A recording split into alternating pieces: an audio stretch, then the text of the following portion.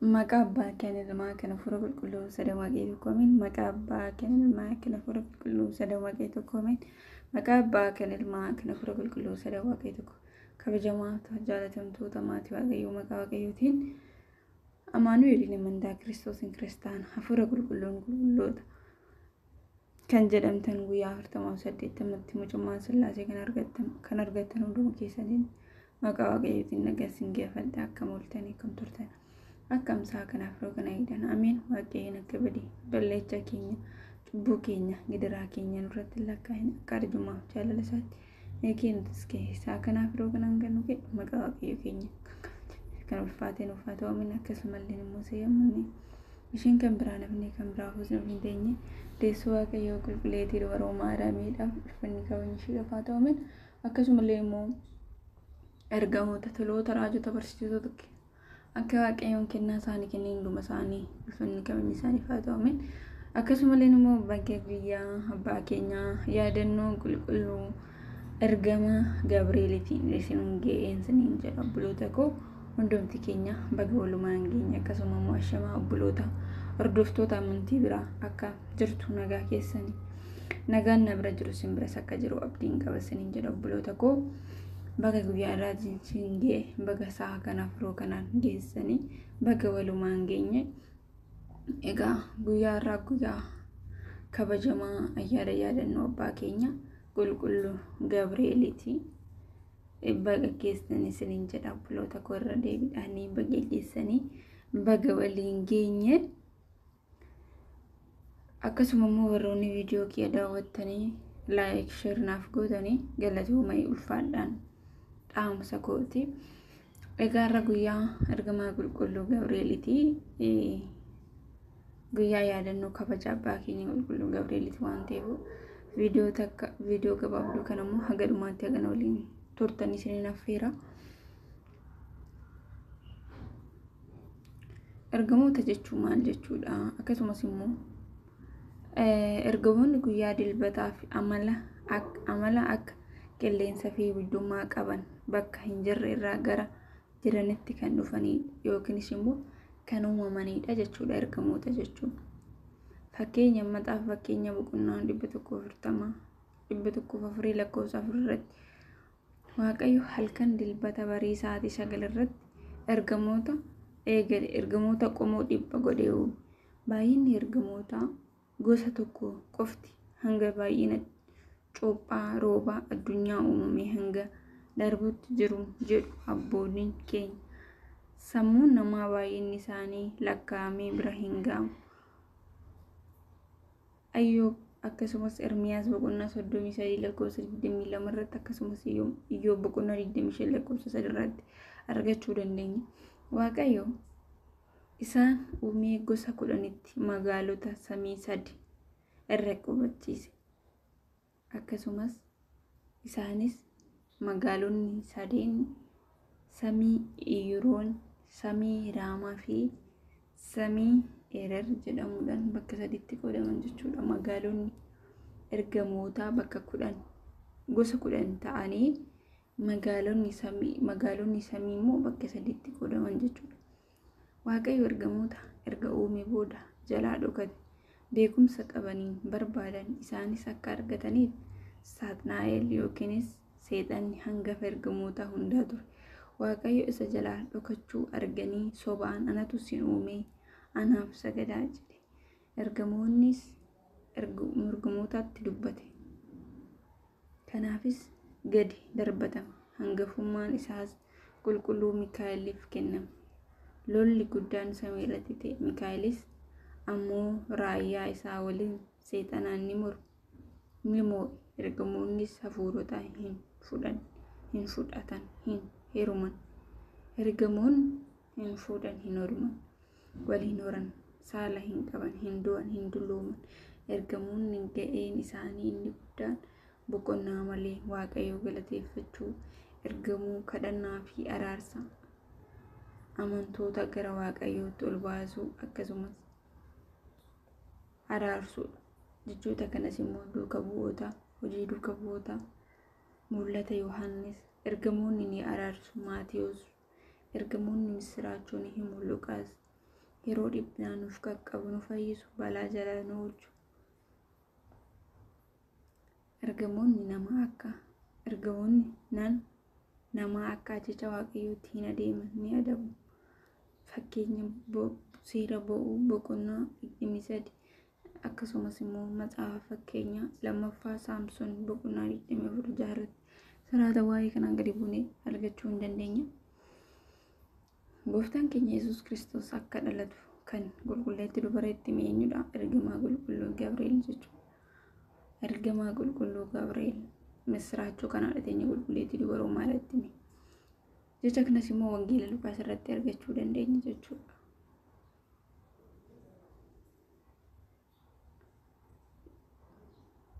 Gara ergamaa Luqaas illee kan ergame abbaa keenya ergamaa qulqulluu Gabri'eel jechuudha. Zakkaariyaasin baga gammadde kadhannaan kee dhaga'ameera. Haati warraa kee nuuf ilmas ni deessi maqaa isaa Yohaannis jedhee kan itti hime ergamaa qulqulluu keenya abbaa keenya qulqulluu Gabri'eel jechuudha. Zakkaariyaasinis yommuu itti himu Zakkaariyaas ani maanguddoodha, dadhabaadha, yeroo daa'imaa itti dhalchuu danda'uun darbeera jedhe. Yoo deebi'ee deebisuuf ergamaan Gabri'eelis dubbii koo amanuu diddeef hanga kana ani sitti hime kun ta'utti arrabni kee duudaa ni ta'a jedhe. Jecha kanas immoo kan argannu Luqaas irratti jechuudha. Luqaas boqonnaa 1:21 irratti argachuu dandeenya. Du'aa ka'uu gooftaa keenya Yesuus Kiristoos kan ibsan akkasumas ergamoota Maatiyos, Yohaannis mana hidhaatis banamuu yookiin manni hidhaa banamuu fi kan duukoota keenya jechuudha. Kan ibsu kanumallee hojii ergamoota jechuudha. Boqonnaa 5 irraa lakkoofsa 19 irratti arganna jechuudha. Ni oolchus kan jedhamu sammuu faarsaa Daawit akkasumas ifa godhee nuuf ibsa jechuudha. Ergama waaqayyoo naannoo warra waaqayyoo sodaataniif ni buufata. Innis isaan ni oolcha. Faarsaa Daawit boqonnaa 34 boqonnaa 7 irratti arganna jechuudha. Qulqulluu Phaawulosis gooftaa keenya ergamaa isaa ergee akka harka Heroodisii fi uummata Yihuudotaa Phaawulos irraa hammeenyi akka ta'u hawwan irraa akka baraare kunillee nu dubbata jechaadha. Seera lakkoofsaa irratti bal'inaan nutti ni ibsa jechuudha.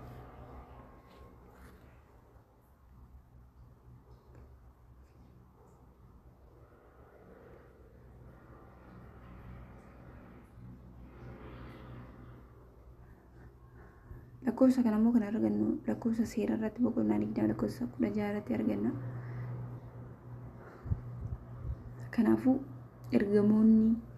Kanaafuu bakka irra deebiidhaan bakka guyyaa ergamaa qulqulluu Gabri'eelitiin isin ga'e.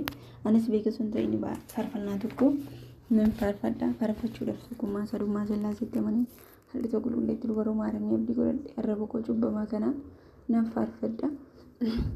Sifaa ta'u naaganii miidhagaa foolii urgaa himaa misiraachoo Gabri'eel ergamaa nagaa ifa fannoo warqee miidhagaa yaa guggee koo ifa fannoo warqee miidhagaa yaa guggee koo sifaa ta'u naaganii miidhagaa foolii urgaa himaa misiraachoo Gabri'eel ergamaa nagaa ifa fannoo warqee miidhagaa yaa guggee koo ifa fannoo warqee miidhagaa yaa guggee koo dinni gowwummaa koo nama aarsuuf si oomee sagalee gochuu kee dhageenyaan ni roobmee samiirra dhufuudhaan na jajjabeessitee ifa albee keetiin mormaa koo kaanitee sifaa ta'u naaganii miidhagaa foolii urgaa himaa misiraachoo Gabri'eel ergamaa nagaa ifa fannoo warqee midhagaa yaa gugee koo ifaafannoo warqee midhagaa yaa gugee koo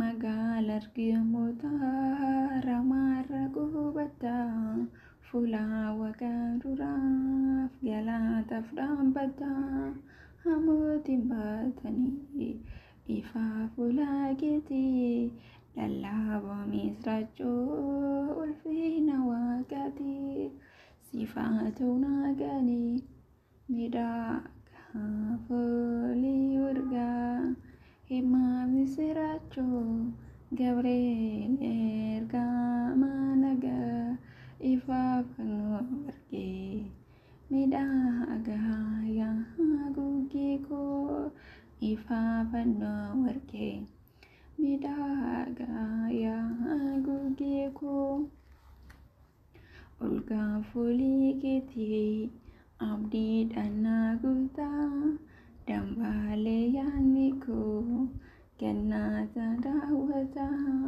mallattoo naa gadhaa akochoo keerraa qabdaa eegumsaaf kenna koo ulfinni kee addaa sifaatu naaganii midhagaa foolii urgaa himaa misraachoo Gabriel ergamaa nagaa ifaafannoo warqee midhagaa yaa gugee koo ifaafannoo warqee midhagaa yaa gugee koo urgaan foolii keetii abdiidhaan naa guutaa dambaalee yaadni koo kennaata daawwataa mallattoo duukadhaa kochoo keerraa qabdaa eegumsaaf kenna koo ulfinni kee addaa sifaatu naaganii midhagaa foolii urgaa himaa misraachoo Gabriel ergamaa nagaa ifaafannoo warqee midhagaa yaa gugee koo ifaafannoo warqee midhagaa yaa gugee koo elelel kakaasee kan na jalqabsiisee kan na xumursiisee waaqayyo uuma koof galanni haa ta'u. Viidiyoon koo irraa kan irratti xumuraa waan na dhaggeeffataniif galatooma. Viidiyoo biraatti nagaa walitti deebinutti nagaan naaf tura.